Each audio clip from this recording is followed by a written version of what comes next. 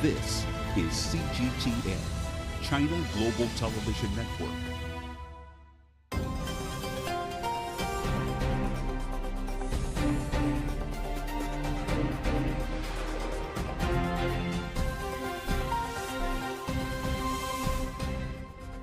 The year of the rabbit is approaching. What has the United Nations been doing over the past year, and what will it be busy with in 2023? Today I have a privileged tour in the UN compound here in downtown Beijing by someone who's very special. Come with me.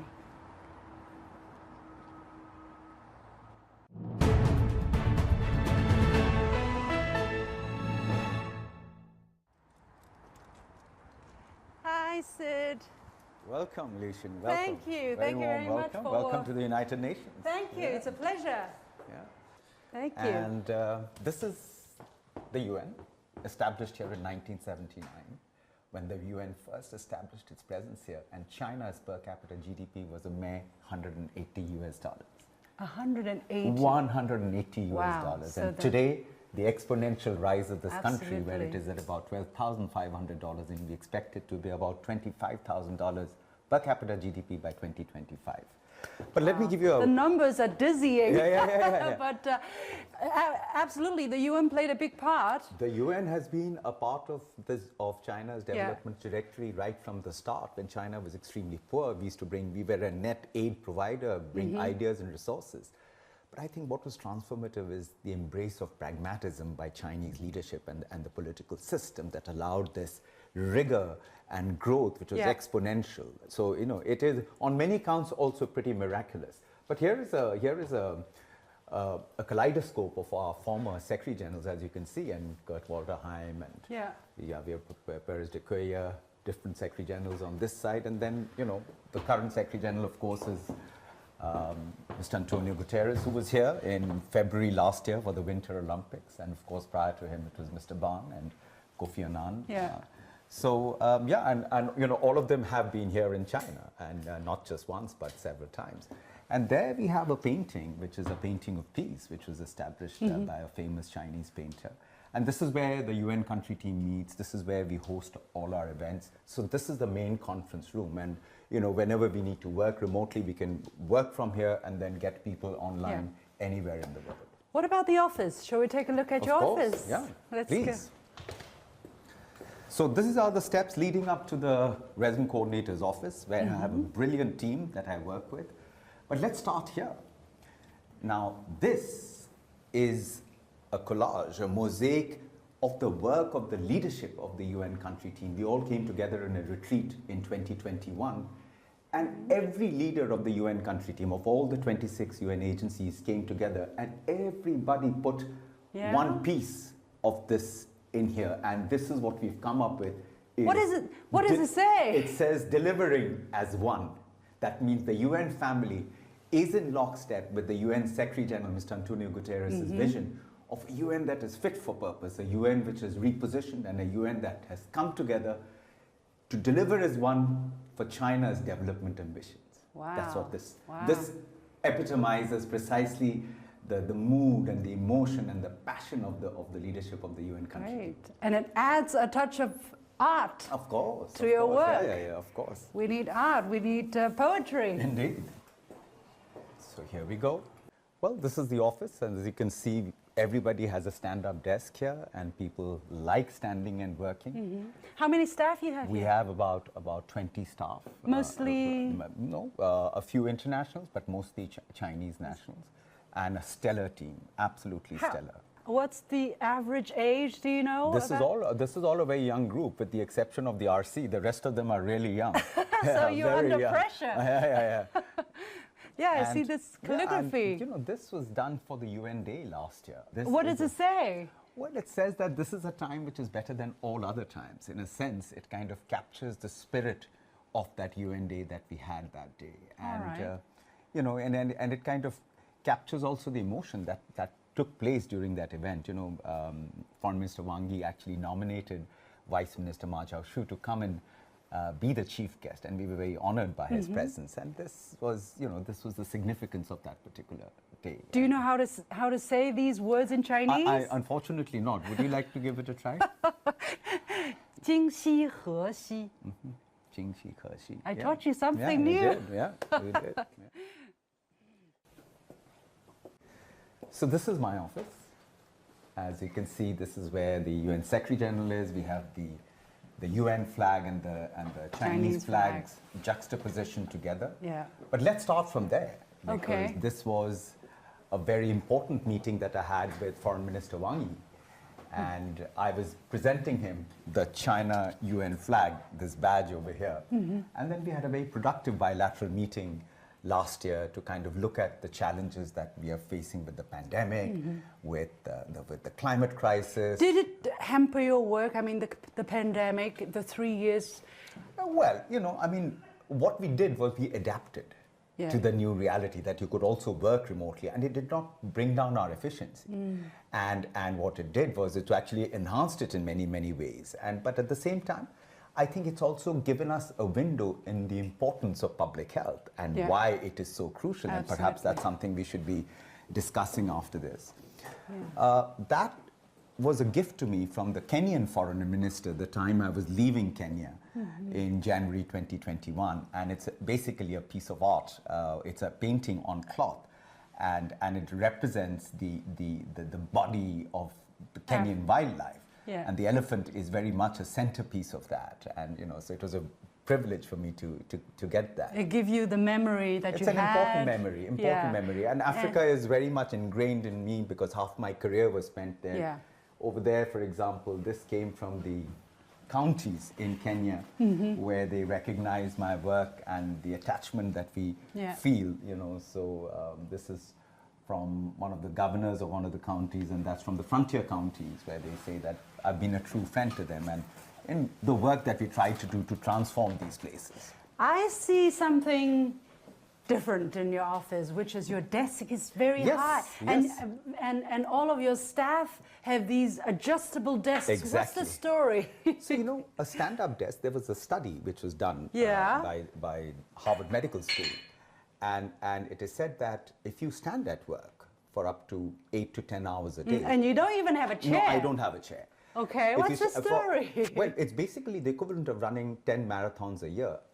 Fitness is our biggest problem today is in the world is sitting is the new smoking. Sitting is the new smoking. We are sitting all the time. We sit for breakfast, we sit in a car, we sit in a meeting, we sit for lunch, we sit again in a meeting, we come home, sit in a car, again get home, sit in front of the television, sit for dinner. So basically what's happening is the high levels of non-communicable diseases like diabetes and hypertension is because of that inactivity. And what we are trying to do is change that. So I think as the RC myself, I want to be a model of that. Yeah. Well, I see you have a great feeling or aurora of energy, of activity, of positivity. Is that just standing giving to you, or do you have other ways of energizing yourself without intaking too much vitamins or extra nutrition? So let me take this back to January 2020, before the pandemic came to Kenya. I was about 80 kilos. Okay. I was nearly 80 kilos. I was really fat. All right. And I looked at myself one day in the mirror, and I was just looking at myself. I was pre-diabetic. I was on cholesterol tablets. I just didn't feel good about myself. And that's when I came across this guy called Wim Hof, and who does a breathing technique, and I started to practice that. And over time, it was a combination of Wim Hof breathing, which is really finding the chi in your body through breath work. And then with that, I combined that with what you call high-intensity interval training, which is really, push-ups, pull-ups, building your core up. And the third is going into a cold bath. Every day, a cold bath. There are no hot showers for me. Even in the highest of winter, I have a cold bath. So what it does, it basically activates it's anti-inflammatory. It enhances your immune system. Let me give you one example of that. In the recent COVID surge, I did not get COVID. My son got it. The IE in our house got it. All my staff got it. I didn't get it. And yet, my antibody count is high. This could also be attributable to the Sinovac vaccines. But I had that vaccine, the 3 doses, back in 2021. So, I just feel that this combination is actually very helpful. And now I'm 60 kilos. And I've come to the weight where I really wanted to be. And you look great. I feel good. And you feel good. So I do an hour of breath work in the morning. And I do about 20 minutes of that at -12 outside. Wow. In the cold. Is it possible to do a small demonstration here? I mean, what would it be like just a cycle of breathing here? A lot of people think that we breathe, so what is so exceptional about the breathing? Now, if you look at people who practice Tai Chi or people who practice Chinese martial arts, people who practice yoga, it's all about breath work. And that breath work, 70% of the world breathes through the mouth. Now, the mouth is where the disease goes in from. The mouth is meant for eating. Okay. The nose is meant for breathing. Have you ever seen a horse running with its mouth open? No. The horse uses its nose. Of course. So essentially, it's called diaphragmatic breathing. The breathing is meant to be into the stomach. This is the diaphragm. Okay. And when you breathe, it is...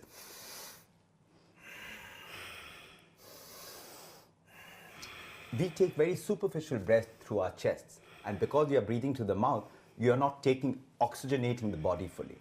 Now, in the last 3 years that I've practiced this, I'm pretty obsessed with this breathing. I do about an hour of breath work in the morning. So 4 o'clock to 5 o'clock breathing, 5 o'clock to 6 o'clock exercise. Wow. And between 6 and 7, and that's before my son wakes up, I do a sauna and a cold bath. Oh my goodness. Every day. Oh my goodness.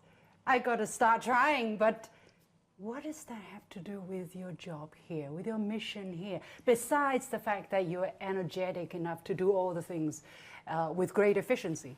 I think what COVID reminded us was the fragility of health systems all over the world. All over the world, without exception. This microscopic virus went and destroyed economies, destroyed families. Destroyed families. Yeah. It reminds us how important it is to invest in public health. And there is... On an individual level. On individual level and at a national level, at every level. So when we are talking about the Sustainable Development Goal number 3, in fact, I feel today it is the very anchor around which the rest of the SDGs will now thrive and survive, simply because if you recall, Herophilus was a Greek philosopher who in 300 BC said, and I quote him, "When health is absent, there's nothing. Wisdom cannot reveal itself. Art cannot manifest. Absolutely. Strength cannot fight. Yeah. Wealth becomes useless, and intelligence cannot be applied." That's the end of the quote. So, in a sense, it captured what this gentleman said in 300 BC, so relevant to us today.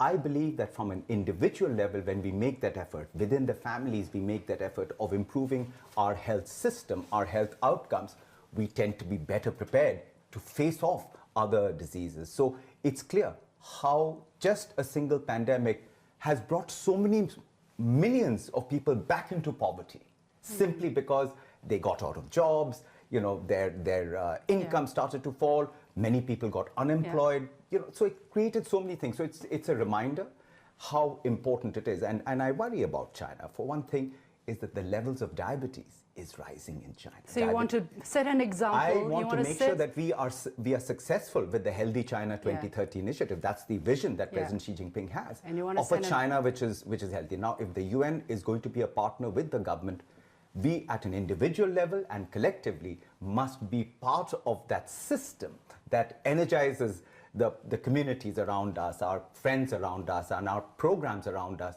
to give velocity to that ambition that President Xi has, that we will have a healthy China by 2030. But that needs an investment. That needs an individual investment, but that also needs a national investment.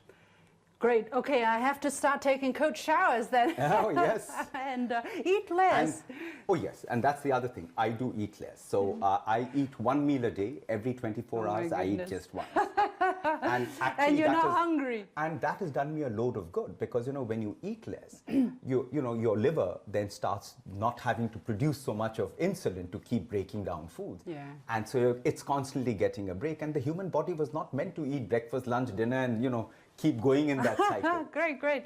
Okay, I mean, definitely, I think that awareness is absolutely Absolutely important. crucial.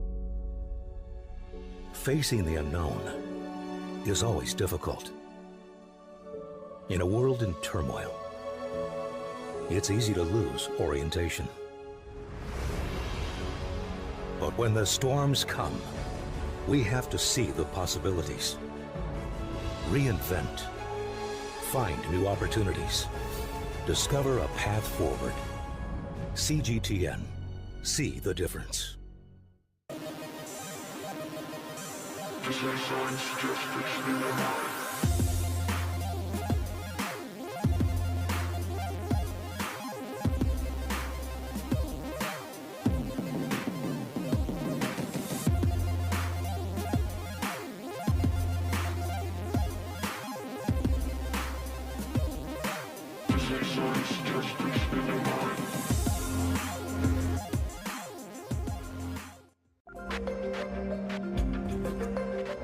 Making sense of the overwhelming wave of information means cutting through the noise to shine a light on the heart of the story and making room for new perspectives. True understanding means the ability to see events from more than one side. I'm Liu Xin, and this is The Point. So Sid, we've talked a lot, but let's talk a little bit about some of the important proposals China has put forward in collaboration with the UN to help achieve the sustainable goals, for instance, the Global Development Initiative. So going into 2023, how do you expect the UN system to work as a whole to advance the implementation or in collaboration with this initiative in 2023? Well, first of all, the United Nations welcomes any initiative by any member state in the world that brings forth more momentum, more progress towards achieving the Sustainable Development Goals. I think what the pandemic did was it reversed a lot of the gains globally. What we need is new energy, new velocity, new momentum to get the SDGs going. So, you know, the Secretary General, my boss, Mr. Antonio Guterres, has been very clear when he met with President Xi Jinping, he in February last year, and I was at the meeting with him during the Winter Olympics, he thanked the President's initiative and emphasized that the UN will work and provide its best technical capacity to make sure that the GDI, or the Global Development Initiative, is fully aligned to global norms and standards and is aligned to the purposes for the fulfillment of the Sustainable Development Goals. And this has already found a lot of traction amongst many, many member states across the world. So anything that gives achievement of the SDGs, if it can happen, we welcome that. So in many ways, I see that collaboration going forward, but particularly in 2023, we already have a cooperation framework with China, which is the United Nations Sustainable Development Cooperation Framework, which is from 2021 to 2025.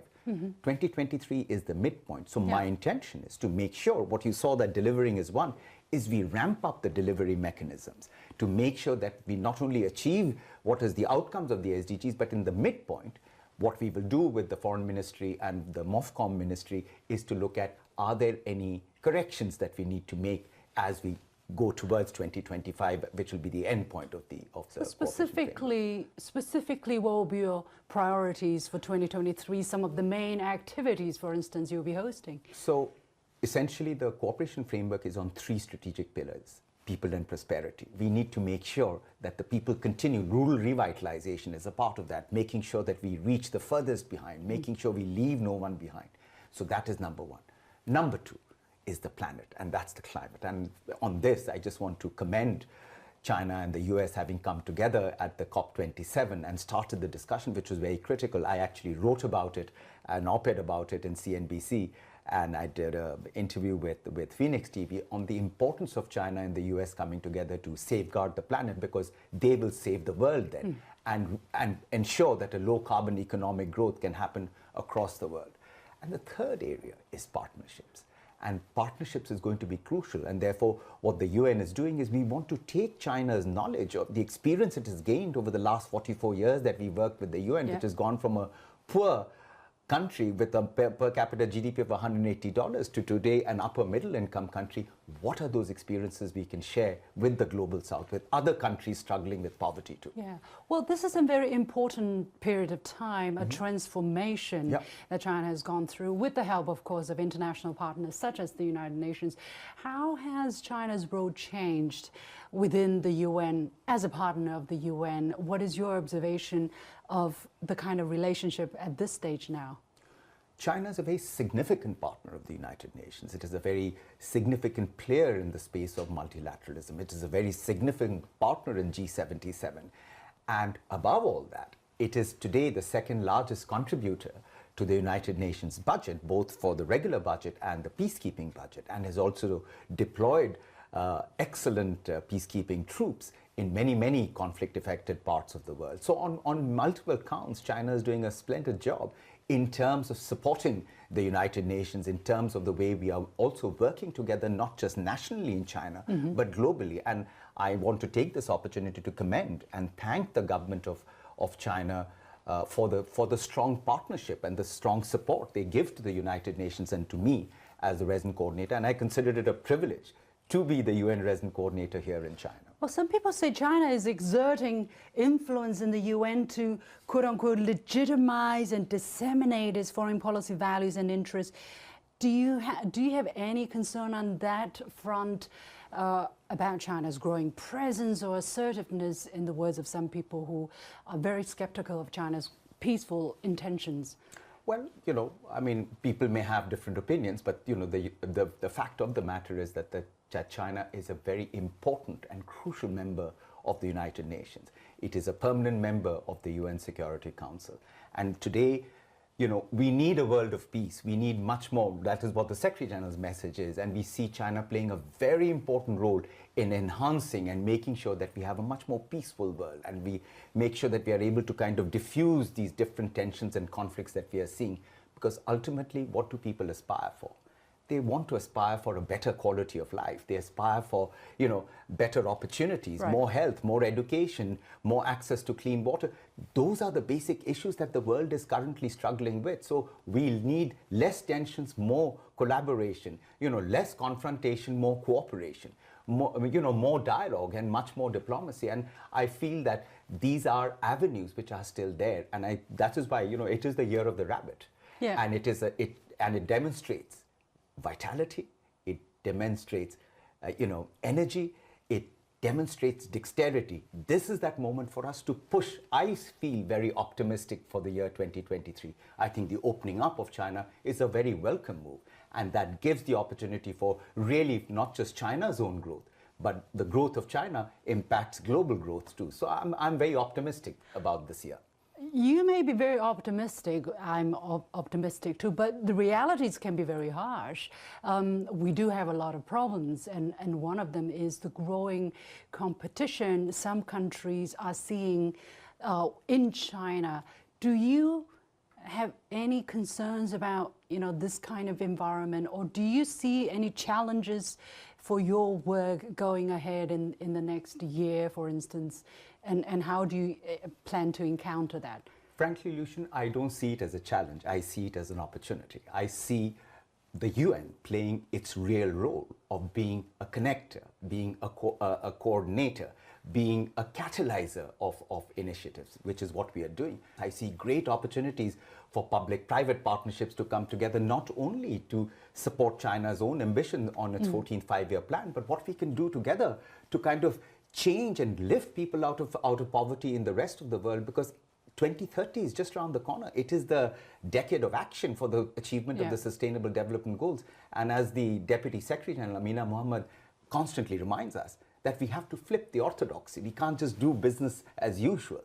I see enormous opportunities there. And let me tell you, in the last 2 years, that is why I took that opportunity to state up front about the cooperation we have received from the government of China. I believe not just globally, but at the national level, we would be able to convene, converge, and catalyze these initiatives for advancing development, for advancing growth, for advancing more South-South cooperation and learning, but above all, for advancing humanity. That's, you know, that's absolutely you know, I think that captures our wish as we're going forward. Just on the last note, you were posted here 2 years ago, and you saw this country up front. You were immersed in the people, in the life. What has changed about the perception of China in you, if any? And what would you tell the people who may not have the privilege to live here, to see every part of society, to talk to everybody on the street? What is that one thing that you want to share with them about China? You know, the most crucial thing that China achieved by lifting nearly 800 million people out of abject poverty was to give people dignity. And I think dignity is at the root of everything. When that dignity comes from a feeling of self-respect, and that self-respect comes from not being given handouts or aid, but really developing their economic growth. And when I see the economic miracle of China, it reminds me that if China can do it with a population of 1.4 billion people, every other country can do it. It's a matter of, I would say, the 3 Ps. Number one, political will. Very strong political will. Right since the time the opening up and the reforms that took place in the late 70s, it was maintained. The second is the right public policies. Public policies are crucial at the national level, but down to the into the county. I've been to counties like Deqing, you know, which was a poor Mufassil place, and today it's probably one of the best Airbnb spots. It's got a National Geographic Adventure Center. I mean, it's just fascinating to see how these rural parts are transformed. When I go to Shenzhen, I mean, a small fishing village, and today it's like the Silicon Valley of the East. It's just quite amazing about the creativity, about the growth, about the technology, about the innovation that has happened here. That, to me, is the most striking. That with this population size, to be able to achieve, to become food secure, to have that level of dignity, to make sure that growth was sustained throughout and not just at a few places. So it did not, you know, the inequality index constantly reduced, and which is what the 14th Five-Year Plan is trying to do.